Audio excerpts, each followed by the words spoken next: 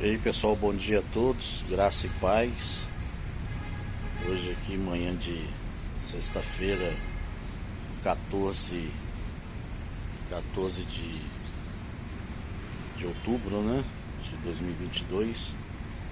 E estamos aqui nesse vídeo.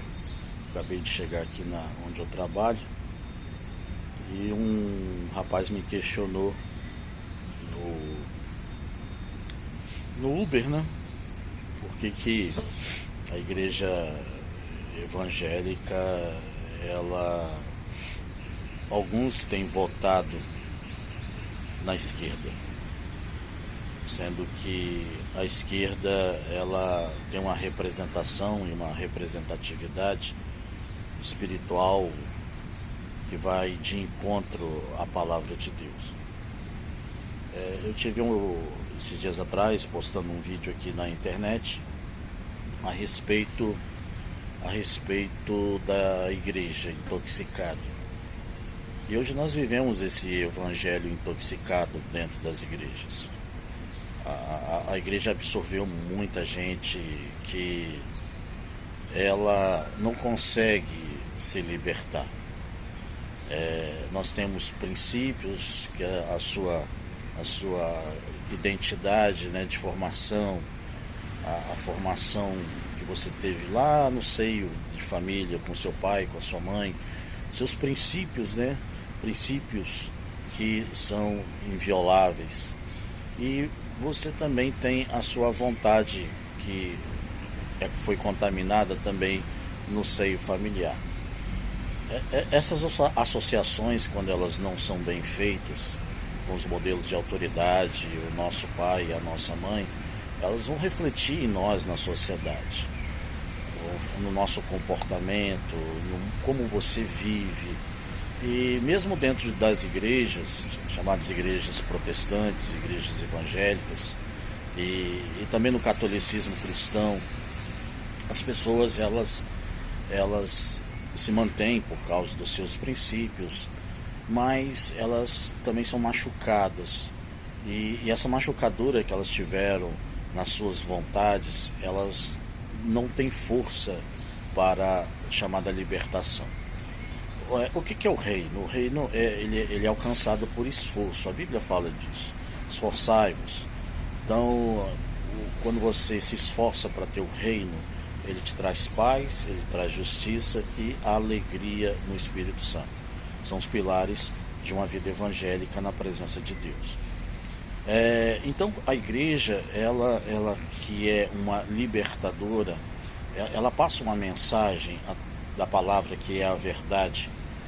E quando você tem forças para você ter essa libertação, porque é por esforço, você começa a viver um evangelho que vai além de você sentir a presença de Deus. Porque o sentir a presença de Deus todos sentem, porque o Espírito Santo ainda está nessa terra. Então você sente a presença de Deus por causa disso. Agora, você andar com Deus é diferente. Jó mesmo falou assim: olha, os meus olhos agora te veem. Então, antes eu só te conhecia de ouvidos.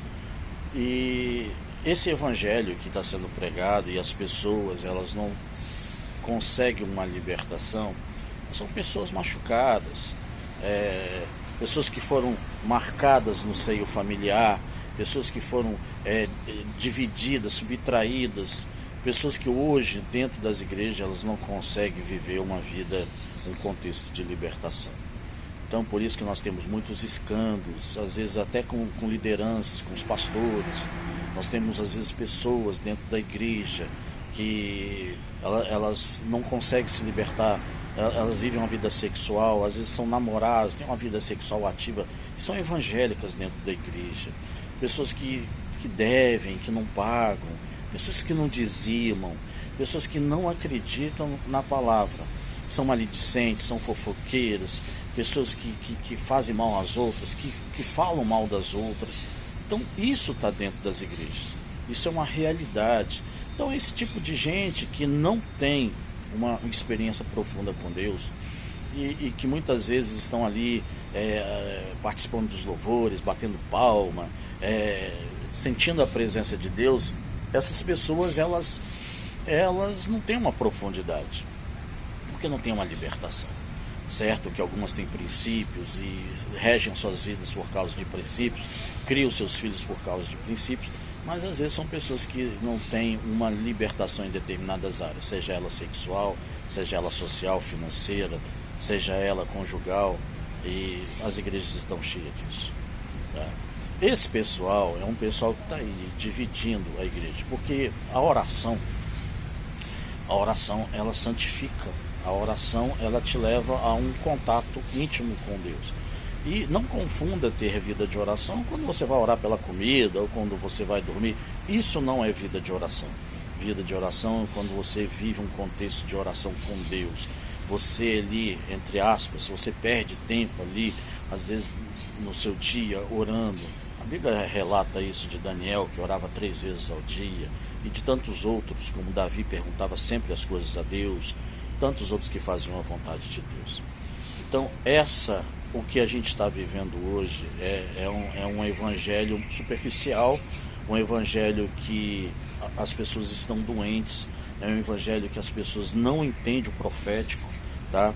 Quando a gente fala, nós estamos aqui na iminência do anticristo, as pessoas não acreditam, elas não têm essa profundidade.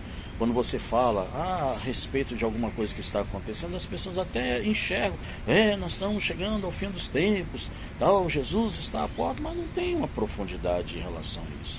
Tá? Então, às vezes são pessoas que estão dentro da igreja, às vezes falam língua estranha, até interpretam tudo, mas não tem uma vida de intimidade, uma vida de renúncia. Evangelho é renúncia. Tá? Se você não renunciar, não adianta. Tá? Você vai desfrutar da presença de Deus, mas não da vontade de Deus. Porque Deus se revela para aqueles que buscam a sua vontade e vivem essa vontade.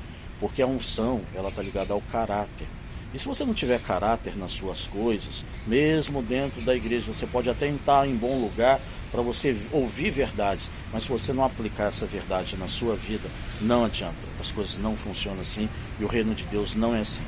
Deus é caráter. Quando Deus ele revela os 10 mandamentos, ele revelou o seu caráter. Deus ele sempre nos dá provas da sua palavra, do seu caráter. E é interessante que a gente entenda o lado do caráter de Deus, para que a gente venha viver uma vida com Deus. Então hoje, infelizmente, o meio cristão está contaminado. E às vezes não fica muito diferente daquelas pessoas que não conhecem a Deus.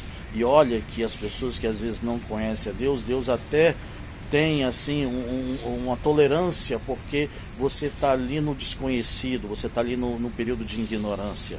Então Deus ali, ele te leva. Agora, crentes que estão dentro da igreja, ouvindo a palavra de Deus e negando seus princípios de valores, da honestidade, da integridade, se nós não tivermos isso, nós vamos ter o quê? Vamos pregar o quê? E nós estamos semeando, sabe o que? O iníquo, nós estamos semeando a destruição, nós estamos semeando a perseguição, e as pessoas não entendem isso. Tá? Tem vários sites no YouTube, vários blogs ali, páginas na internet que falam sobre isso. Eu podia aqui fazer propaganda de alguns que estão falando hoje a verdade. Tá?